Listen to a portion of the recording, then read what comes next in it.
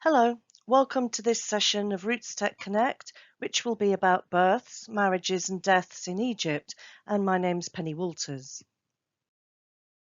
Just to say that the content of this video, as well as the thoughts, views and opinions expressed herein, belong solely to myself, Penny Walters, and do not necessarily reflect the views of FamilySearch International or Roots Tech. This session will look at censuses between 1882 and present, and we will look at how modern-day Egyptians officially register and celebrate or commemorate births, marriages and deaths. Egyptian naming systems will be covered and how to analyse people's ancestries from their names utilising the chain system. Some regional differences will be looked at, and the role of religion and the various types of marriage. Also, what does Egyptian DNA tell us about histories? Some useful Egyptian words will be given and a list of resources to investigate Egyptian family histories further. Here we can see Egypt located on a map of Africa, and we can see that it's in the northeast of Africa. And here are some photos that I've collected over the years, and we can see what the average tourist might be seeing in Egypt. So, for example, there I am at the pyramids, in the market, by the river, looking at the large buildings. You can buy belly dancer outfits. You can buy beautiful food. This is an example of koshery. You could smoke shisha pipes if you wanted to. This is food in a local person's house. You can also get henna, and this is the beautiful sunsets that you can see every night. So let's have a look at some census figures. In 1882, 6,712,000 people were recorded. This crept up in 1897 to 9,669,000. And over the years, we can see a steady increase. And the last census, which was taken in 2017 on the 18th of April, we can see that there were 94,798,827 people registered. And it's been estimated in 2019 that there were more than 98 million, and probably by 2020 more than 100 million.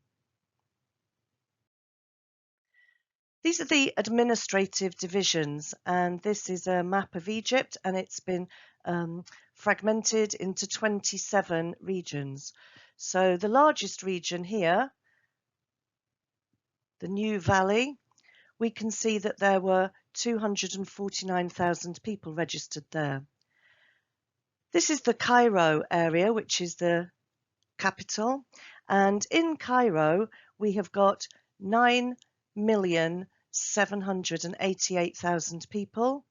Nearby we have got Giza with nearly 9 million, and we have got in the Suez region 749,000. So we can see here that there are a lot of people centred around the capital.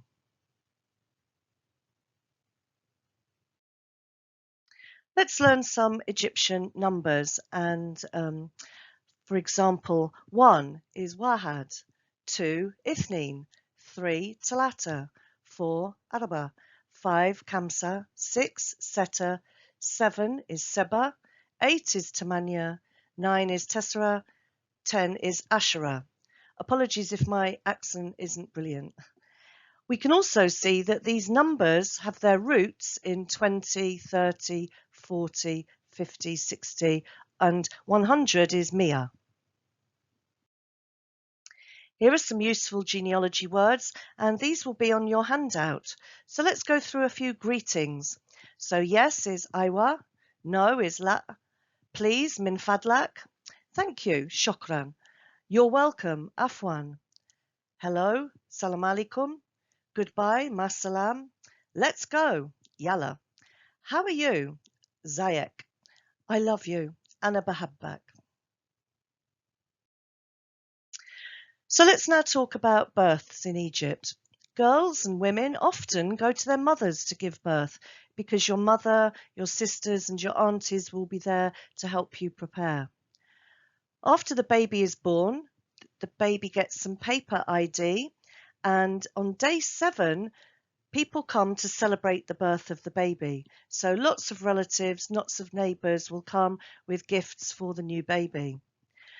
Probably the new mum would stay with her mother for about 3 to 4 weeks until she went home. The father would obviously come and see the baby and make sure that his wife was okay, but she would probably stay with her mum for 3 to 4 weeks. After this, she would go to the register office, get a certificate and an official seal or stamp. And here are some names which are popular at the moment. So for girls, Aisha, Mariam, Sarah, Aliyah, Zara.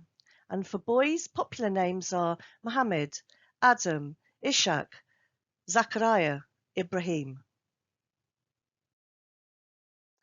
It's interesting that in Egypt, people don't have what we might call a middle name.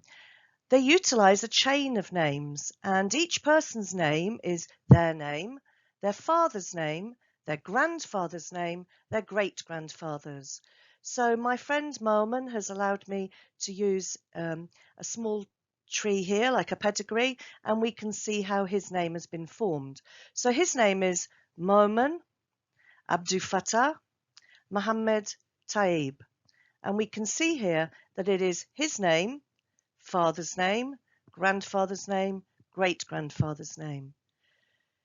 Useful to genealogists is that names can be spelt in a variety of ways and they are used interchangeably. So the spellings aren't always exact. So the name Mohammed could be spelled with a U, with an O, with one M. You could be shortened to Hamid or even Hamada. And all of these names are interchangeable and they're even interchangeable on official documents. So when you're searching for names, do try and be flexible. They're not as fixed as in the Western world. Let's now look at marriages, and these are heavily dependent on your social class and the residence of the families. In a traditional wedding, the bride and the groom would probably have an arranged marriage, and it's not that you've never seen the person before. The two fathers would arrange the marriage, and it would be somebody local and may well even be your cousin. The bride wears an elaborate rented white dress, really beautiful dresses, and the groom would wear a galabeah. The celebrations are separated for the men and the women, and the local street is covered off for about 3 days. And there's a huge Arabic tent called a siwan, which would cover the street. When the bride and groom enter together, they are received by a zephyr, which is a singing parade of drummers. Whereas in the cities or urban weddings, you can choose a partner for love. And the bride wears a very fancy white dress, although it might not be rented, it might have been purchased. And the groom wears a tuxedo because the celebrations are often held in hotels. When the bride and groom enter together, they are also received the same as a traditional wedding by a singing parade of drummers, but quite often now this would include belly dancers. For both traditional and urban or city weddings, the couple would get married in a mosque for Muslims and in a church for Christians. The night before the wedding, the bride would have a henna party.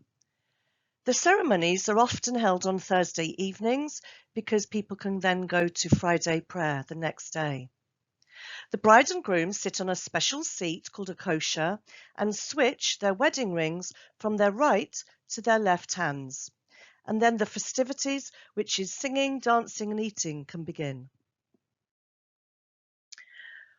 For genealogists, an interesting fact is that women don't change their surnames when they get married. They keep their father's. However, the children from that marriage do take their husband's name. And when you get your official marriage certificate, it's interesting that there is a separate photograph of the couple at the top of the document. Divorce is quite difficult and quite unusual still. And there is a difference between civil and religious marriages in the way that you can get a divorce. There is also an Orphi marriage, which could be called a sex license, because this is where the man and the lady agree to be married in front of a lawyer, and therefore they don't have any legal rights. And this marriage is performed in front of 2 witnesses. When somebody dies, the person's body is washed and they are wrapped in a white cloth, which is called a kafan. And within a maximum of a day, the body is taken to the mosque and people will pray for the deceased. Then the men will walk with the body to the local cemetery. After the funeral, somebody very close will take ID and register the death. If you wanted a subsequent certificate, only close relatives could get this. At the funeral, there is a separate wake for men and women, and again the local streets are covered off with the huge Arabic tent, the Suwan. I found an interesting video on YouTube about preparing the body, and it does use a plastic dummy.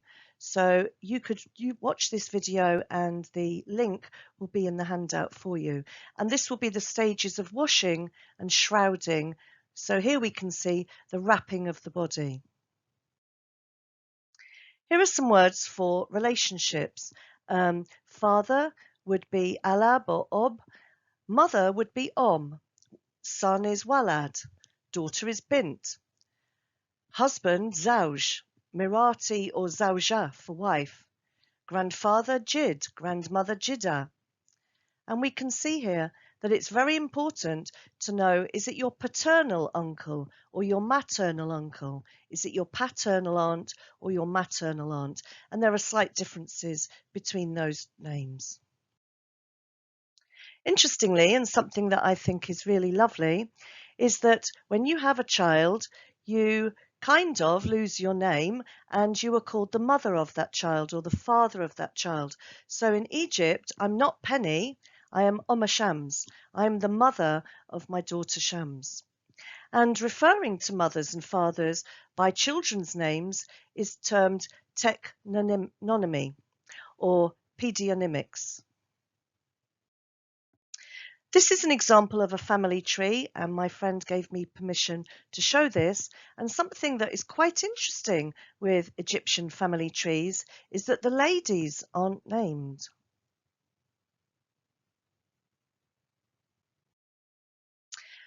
Let's now have a look at Egyptian DNA. And my daughter, her DNA has come back as Nigerian, Middle Eastern, and Southern Europe, Spain and Italy. Interestingly, some of my friends who are Egyptian and come from Ismailia and Cairo have got a slightly different makeup to their DNA, and they have got North African DNA, Middle Eastern, and Jewish. So this reflects a completely different story, a different history, different travel routes, different trade routes, and different religions having a background here. If you wanted to translate anything, it's really quite easy now on the internet. You can translate most languages into Arabic, and you can translate Arabic to any language. Here are some useful resources which will be on your handout. There's a FamilySearch wiki. You could look at Google Maps, Wikipedia. There's the government Egyptian website, the National Archives of Egypt.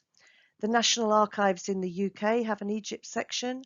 And interestingly, MyHeritage does translate into Arabic if you go onto their website. So, thank you for listening today. Shukran. I hope you can watch some of my other Roots Tech presentations. There's a sister talk to this called I Want My Mummy. There are also 3 adoption talks. If you want to stay in touch, you're very welcome. My email is penny_walters@talk21.com. My website is searchmypast.co.uk. Please download the syllabus or the handout for today. And just to let you know that I have authored 2 books, one of which is called Ethical Dilemmas in Genealogy, and the other is called The Psychology of Searching, and these are both available in paperback or Kindle on Amazon. I really hope that you enjoy the rest of your Roots Tech experience.